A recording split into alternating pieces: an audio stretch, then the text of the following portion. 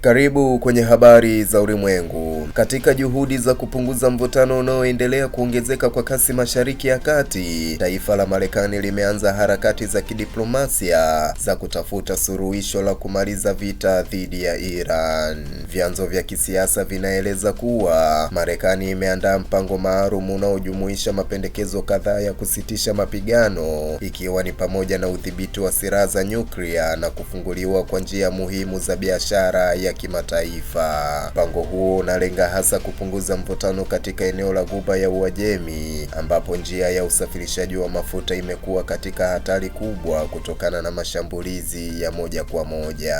Hata hivyo, juhudi hizo zimekumbana na changamoto kubwa baada ya Iran kuonyesha msimamo mkali wa kukataa mazungumzo hayo, ikidai kuwa masharti yanayotolewa yana upendeleo na hayazingatii maslahi yake ya kitaifa. Licha ya hali hiyo, Marekani imeendelea kushinikiza diplomasia kupitia washirika wake wa kimataifa, ikiwemo mataifa ya Ulaya na mashirika ya kimataifa yanayohusika na usalama wa dunia.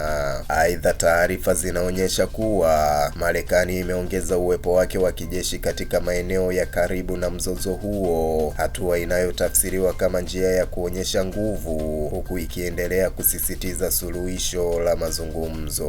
Hatua hii imeibua mjadala mkubwa duniani, ambapo baadhi ya wachambuzi wanaona kuwa Marekani inajaribu kusawazisha kati ya diplomasia na nguvu za kijeshi ili kulazimisha hali ya mazungumzo. Katika upande mwingine, mataifa kadhaa yameitaka Marekani kuwa makini na hatua zake, yakionya kuwa kuongezeka kwa hatua za kijeshi kunaweza kuchochea zaidi mzozo badala ya kuutatua.